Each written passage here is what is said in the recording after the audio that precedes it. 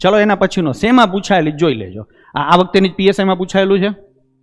બરાબર છે. દરેક પદાર્થના 4 વર્ષમાં થયેલ કુલ વેચાણની સરેરાશને ચડતા ક્રમમાં ગોઠવો.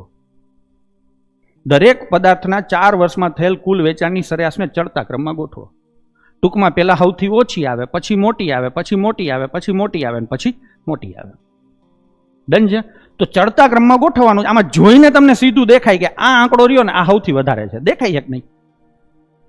અને આ 40, 45, 50 વાળો આંકડો રહ્યો એ આના કરતા સી આ જુઓ તમે તો આ આંકડો સૌથી ઓછો છે. એટલે ઈ સૌથી પહેલા આવશે. સૌથી પહેલા તો ઈ જ છે, પણ સૌથી વધુ કોણ આવશે? ડી. તો ડી વાળા બે જ જવાબ છે. એટલે આ તો સીધે સીધા ઉડી જ ગયા કે નહીં? બરાબર છે. હવે તમે જુઓ તો છેલ્લે બીડી છે, પહેલે ઈ છે. એટલે ખાલી સી અને એ જ જોવાના રહીએ. તો સી અને એની જ કમ્પેરિઝન કરવાની થાય. હવે જોજો, આ હું સરવાળો નહીં કરું. સરવાળો જરૂર પડશે તો કરીશ. આ વધારે છે, એ વધારે છે, અહીંયા એ વધારે છે, અહીંયા એ વધારે છે, અહીંયા એ વધારે છે. તો સી કરતા એ વધારે છે. તો અહીંયા તો એ ઓછો છે એટલે આ નહીં આવે. જવાબ શું આવશે? Option A. E, C, A, D અને ડી. બાળકો સમજાણું? ફરીથી એકવાર સમજાવું છું તમને. આ મારો જવાબ થઈ ગયો. સૌથી વધારે તમે જુઓ તો જેના આંકડા મોટા હોય સૌથી વધારે થાય. આમાં જુઓ ને તમને સીધું દેખાય કે આ છે ને ટોપે ટોપ જાય છે એટલે ડી ઉપર આવશે. એટલે અહીંયા આપણે જોયું ને તો આ જવાબ અને આ જવાબ તો નહીં જ આવે, ડી ઉપર આવશે. હવે આ એ ને બી ને તમે સરખાવો તો બેમાં નીચે તો ઈ જ છે, એટલે તો ચેક કરવાની જરૂર જ નથી. સૌથી ટોપમાં બીડી છે તો એ નહીં આવે. તમારે ખાલી જોવાનું છે સી વધારે છે કે એ વધારે છે. તો મેં ચેક કર્યું, આ સી હતો ને એ હતો. એ વધારે, આમાં આ બેમાં એ વધારે, આ બેમાં એ વધારે, આ બેમાં એ વધારે, તેનો ટોટલ વધારે જ થાય. તો એ વધારે થશે. તો જવાબ શું આવશે? ઈ, સી, એ, બી, ડી. જવાબ આવશે ઓપ્શન એ. મને તમે ખાલી કોમેન્ટ કરો જોઈને કે આ રીતે આપણે ગણિત તમને ફાવે કે ના ફાવે, અથવા આ રીતે ગણિત ગણવું વાજબી છે કે કેમ છે. શું તમે આ સરવાળા બાદબાકીઓ કરશો અને પછી તમે કરશો તો શું થશે? પહેલા તો સાચા સરવાળા કરી શકશો કે કેમ?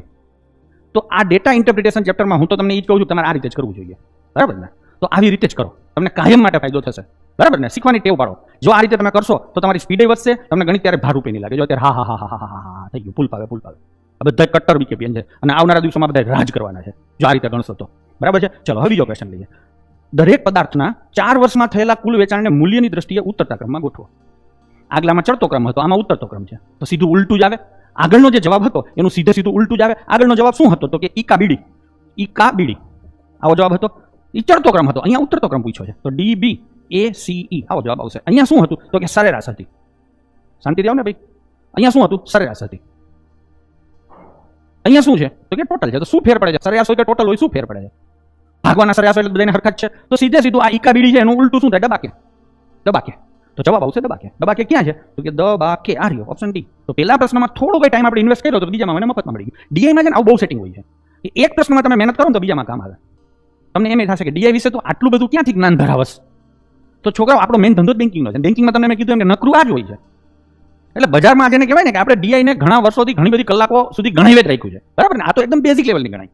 ચલો, તો આ બધા આઈડિયાઓ તમે હરખી રીતે વાપરજો. કયા બે પદાર્થના વેચાણમાં દર વર્ષે સતત વધારો થયો નથી? જોજો, ઊંધો પ્રશ્ન છે. અહીંયા તમે જુઓ ને તો 45 ના 52 થયા, 52 ના 63 થયા, 63 ના 70 ત્યાં સતત વધારો થયો છે. અહીંયા નથી પૂછ્યું છે એટલે જવાબમાં એ તો નહીં જ આવે. પતી ગયું કે નહીં?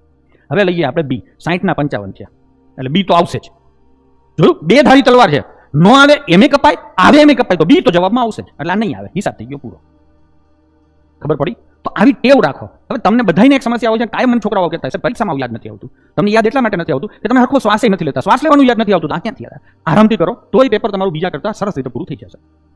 બરાબર ને? અહીંયા તમારે હવે ચેક કરવું હોય તો જો આવ્યું આમાં સતત વધારો છે. આમાં તમે જુઓ તો 75 ના 68 થયા, 70 થયા. એટલે ટૂંકમાં સતત વધારો નથી. એટલે આ પણ જવાબ ક્વોલિફાય થાય, આ પણ થાય. આમાં જુઓ સતત વધારો છે. પણ મેં તો બે ધારી તલવાર આમ ગયો અને આમ આવ્યો, ત્યાં બધા વઢાઈ ગયા. બરાબર છે? તો આવી રીતે તમે તમારી કોમ્પિટિશનને કાપી શકશો. મેરિટમાં આવવા માટે વાઢવાની જે વાત છે ને, તમારી કોમ્પિટિશનને આવી રીતે તમે કાપી શકશો. ચલો એના પછીનો ક્વેશ્ચન. દરેક વર્ષ આ બદલાઈ ગઈ કે શું? ના, ઈ જ છે. દરેક વર્ષના કુલ જોજો હું આ શેમાં પૂછાયેલી છે. દરેક વર્ષના કુલ વેચાણની માહિતીને વર્ષ દીઠ ચડતા ક્રમમાં ગોઠવો. એટલે નાનેથી મોટા તરફ જવાનું છે. બરાબર છે? આંકડા જુઓ તમે. આમાં તમને સૌથી નાના આંકડા દેખાતા હોય તો ઈ પકડો, મોટા દેખાતા હોય તો ઈ પકડો. વર્ષ પ્રમાણે લેવાના છે એટલે આવી રીતે લેવાના છે. આમ આડા ન જોતા, હો ગડબાવ, આવી રીતે લેવાનું છે. બરાબર છે? વર્ષ દીઠ ચડતા ક્રમમાં ગોઠવો. તો તમને આમાં જોઈને કોઈ આંકડા દેખાય છે કે કયા આંકડા મોટા છે? તો આમ જુઓ ને તમે, જો અહીંયા 70 વધારે છે. આ બધામાં સરવાળા બાદબાકી નથી કરવા. આમાં તમે જુઓ તો 62 વધારે છે. એટલે બે વાર તો આ વધી ગયો. આમાં જુઓ તો આ વધી ગયો. હવે કેટલીક વાર જોશે? હજી આમાં આ વધારે છે. ટોપે ટોપ જાય છે. 2024 નું વર્ષ રહ્યું ને ટોપે ટોપ ગયું છે. બધા કરતા દર વખતે વધારે છે. તો ટોટલી વધારે થાય. તો 2024 છે ને એ અહીંયા આવે. અહીંયા એટલે ક્યાં આવે? છેલ્લે. તો છેલ્લે 2024 વાળો એક જ જવાબ છે. અંબે માત કી જય. તો જવાબ આવશે ઓપ્શન બી. વસ્તી મહેંદી આપો. બી લોક કરો. બી 2024 મોટું. બરાબર ને? ચલો આગળ જઈશું. પાછી બીજી ઈ જ દિયા છે. દર વર્ષે કુલ વાર્ષિક વેચાણમાં કેટલા લાખનો વધારો થતો ગયો? એટલે તમારે શું કરવું પડે ખબર? આનો ટોટલ કરો. આનો ટોટલ કરો. આના કરતાં કેટલું વધ્યું ઈ કયો. એવી રીતે આના કરતા આ કેટલું વધુ ગયું, એવી રીતે આના કરતા આ કેટલું વધુ ગયું. એટલે આના કરતા જે વધારો રહ્યો ને અહીંયા આવે, આના કરતા વધારો રહ્યો ને અહીંયા આવે, આના કરતા વધારો રહ્યો ને અહીંયા આવે. બીજું કઈ મગજ હાયલું ખરું? પ્રશ્ન શું પૂછ્યો છે? કેટલા લાખનો વધારો થતો ગયો એટલે સતત વધતું ગયું છે. તો આગલો જે પ્રશ્ન હતો એમાં સીધી ખબર પડે 2024 વધારે હોય ને છેલ્લું હોય ઈ જ વધારે હોય ને. સમજાણું? હવે આને કેમ ગણશું લ્યો. મેં તમને આજે જ કીધું હતું કે ડીઆઈ ના મહત્વના 4-5 સબ્જેક્ટ છે ડીઆઈ માં. તફાવત, સરવાળા. મેં એટલા માટે તો તફાવત લેવાનો હોય એટલે આપણે તો શું કરી શકીએ? કટર બીકેપી હમણાં ઉત્તરાયણ આવે છે ને પતંગ ચગાવે છે. હવે જોજો હું પતંગ ચગાવું છું. જોજો આનો સરવાળો હું નહીં કરું. આના કરતા કેટલું વધારે છે? 7. આ 7 વધારે છે. આના કરતા કેટલું ઓછું છે? 5. આ કેટલું વધારે છે? 13. આ કેટલું ઓછું છે? 7. અને કેટલું વધારે છે? 5. થઈ ગયું ને? હવે આટલો જ હિસાબ કરવાનો થાય. આ હાથ ને હાથ 14, સોરી હાથ તો ગયા. આ 5 થઈ ગયા. કેવી મજા આવી? ઘણા હજી સરવાળા કર્યા, સીધું ઉડતું ઉડાડે તો કેટલો વધારો થયો? 13 નો. તો પેલો જવાબ 13 હોય એટલે આ 2 તો કપાઈ ગયા. હા, હવે તો કે હવે અહીંથી અહીંયા લઈએ. આ કેટલાનો વધારો છે? 11. આ કેટલાનો વધારો? 3. આ કેટલાનો વધારો? 5. આ કેટલાનો વધારો? 2. અને આ કેટલાનો વધારો? 5. હળંગ વધારો છે. 5 ને 2 7 ને 5 12. 12 ને 3 15 ને 11 26. તો બીજો જવાબ આવશે 26. આ રહ્યો. આ તો નહીં જ આવે. બસ આ જવાબ આવી ગયો. હા ને? તો જવાબ શું આવશે? સી.